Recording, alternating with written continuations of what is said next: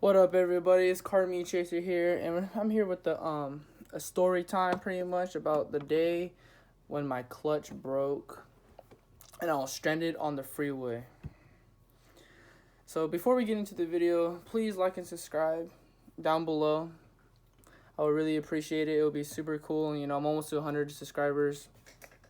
I noticed that the one video I made with the racing, people are just there for the race, so my ratio to subscribers, viewers from subscribers and non-subscribers, are really bad, because people just go there and look at the race. So kind of makes it look like a one-hit wonder type thing. But go down below and like and subscribe. I would really appreciate it. Thank you. Let's go all the way back to 2016, around April of 2016, when I first got the car. So I got the car when I was a senior in high school, and I was fortunate enough to get it, a brand new car. I was fortunate enough to even get a brand new car, as a 17-year-old getting a brand new car. And it was pretty cool. I never took it to school or anything, and before I had a Mini Cooper, but that's another story, because the Mini Cooper was just really bad maintenance wise. It's a really fun car, but really bad, so I had to get a new one. So it's around, I believe April 2016, and I had to leave for the Army September that year. So I just drove the car around pretty much throughout summer to enjoy it before I had to leave. And there was just one day I had to go pick up my stepbrother, and he lives maybe 25 minutes down the freeway, down towards Riverside, because I live in California. Everything was fine on the way there. I was, driving the car. I know how to drive stick, so it's not like I don't know how. I didn't learn anything, but obviously, if you see from other videos, I drive a manual. I didn't want to get an automatic, because that's what I had in the Mini Cooper, and I wanted something different. So I got the manual, picked up my brother. On the way back, there was this van, and this van, we're getting onto the freeway pretty much.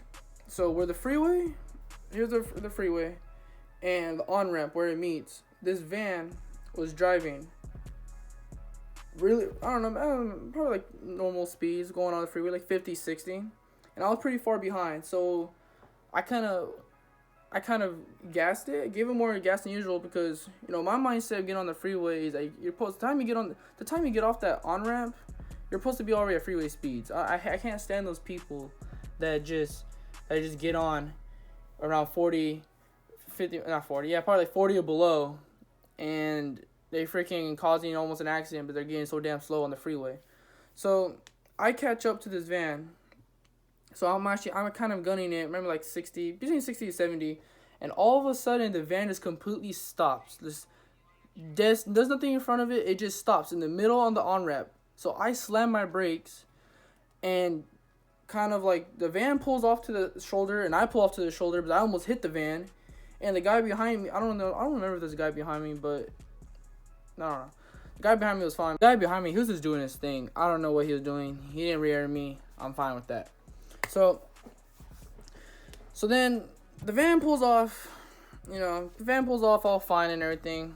I put the car in first, and I don't know, the car just felt different after when I slammed the brakes. The car just felt different, but I just drove it. I got to go home, so I just drove it home. So I go first, second, third, fourth, fifth, sixth. I finally get the sixth gear. Yeah, so I finally get the sixth gear, and I wanted something's wrong with the clutch. So I wanted to press the pedal in and just check, if something's right with it. Make sure something just felt right. Something just felt wrong, so I wanted to check it, see how it was.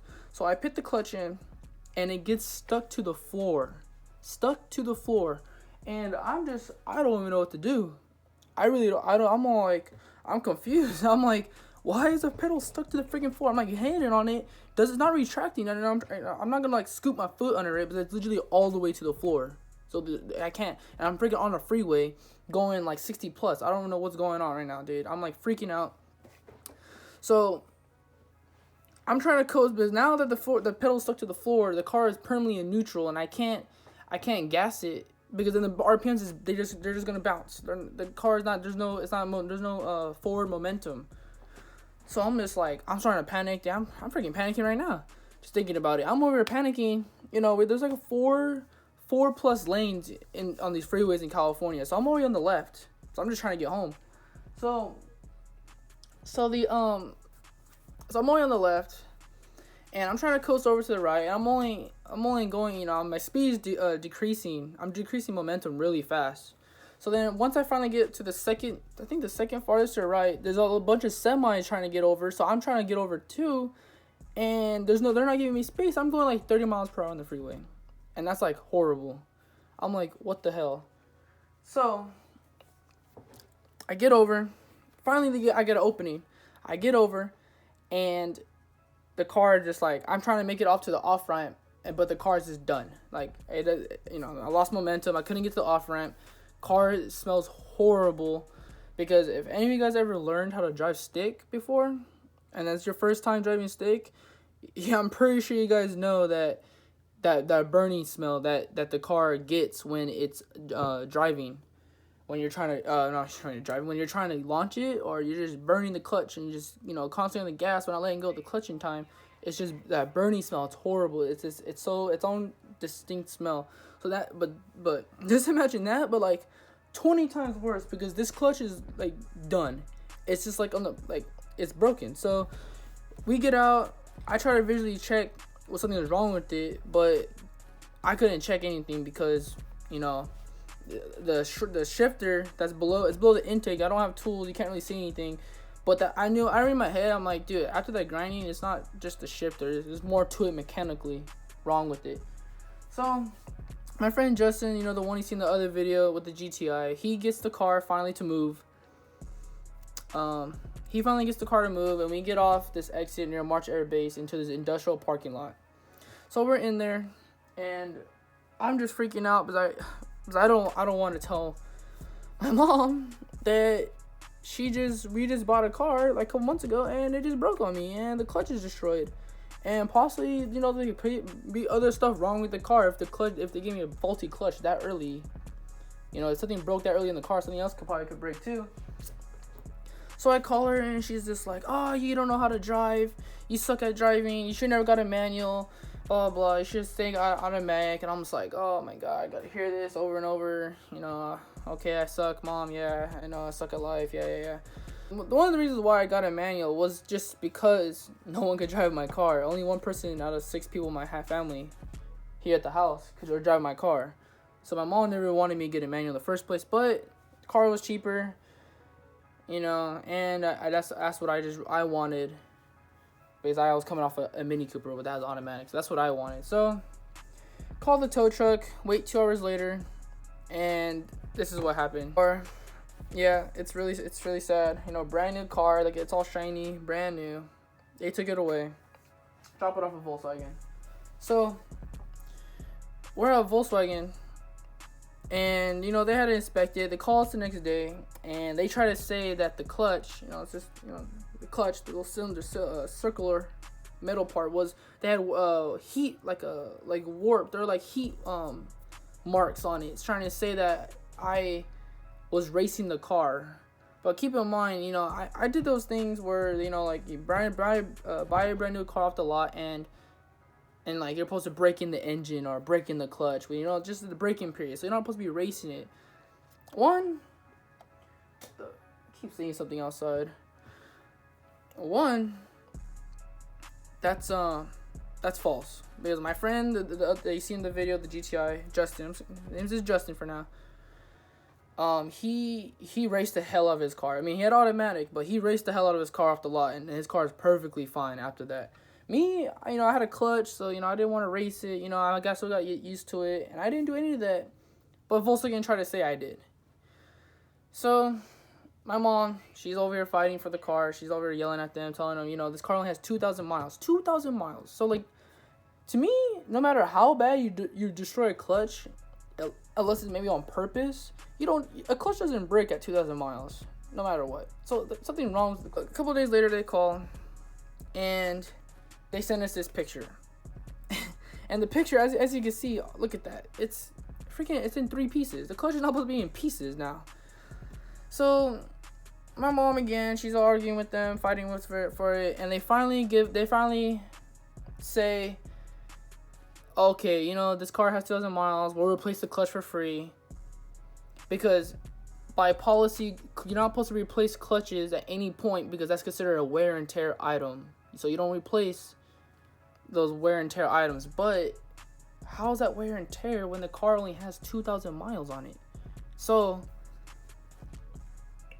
we get it fixed and everything, and get it back a week later, and everything's pretty much fine. They put in a new clutch,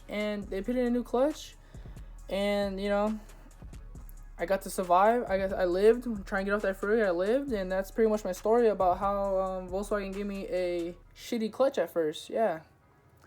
And I'm not here to bash Volkswagen or anything. You know, they're good. They're a good company. I love their cars. In my other video, I had a viewer ask me about how a clutch would stand up against a tuned car. And yes, you need to replace the clutch, and no, you don't. So let's see. Let's start with stage 1 first. Stage 1. The stage 1 clutch, you need, not stage 1 clutch.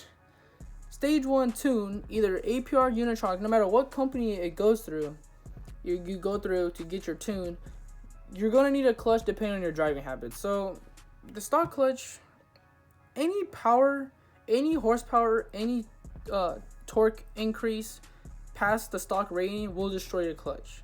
They're horrible. Obviously, they gave me a bad clutch from the start. So these clutches are not that good. The stock clutch will break eventually after stage 1 and out. So it's not gonna break right away. You know, you might have a year plus lifespan on the stage 1, depending on how you drive. But you know, I'm expecting people to drive hard, because why would you get a tune and then not drive it hard? So it's like, it's defeating the purpose of making the car faster. So stage 1, you'll probably be fine with stage 1, depending on your driving. Stage 2, now that year plus lifespan just shortened from 6 months to a year. So from my experience, mine's been slipping after 6 months. I don't launch it, but I do rolls, I do pulls really hard, and I do red line whenever I'm gonna like either race someone or do a pull. I do red line it. So I'm pushing the clutch to pass its ability. And for stage 2, a bump, everything torque and horsepower above 300, the clutch is not meant for that. It's not ready for that. So I'm gonna have to get one eventually. But any tune will destroy your clutch no matter what. It just pretty much depends. It's just a matter of a time. It's just a ticking time bomb. Some gonna have short fuses, and some are gonna have long fuses, and they're just gonna last longer. So it's all depending on your driving and what stage you're going. But either way, if you're gonna plan on upgrade your car any form, your clutch will eventually give out. Eventually, because it's not meant for that. And you saw the picture of my clutch before me even just driving it normal, but that was just a faulty one. But with that said, please leave a like and subscribe down below. I would really appreciate it. Almost to 100, like I said before, I'm almost to 100. And leave in the comments if you want me to do some more like story time like this. I just talk about either cars, life, anything pretty much. Thank you for watching, and peace out.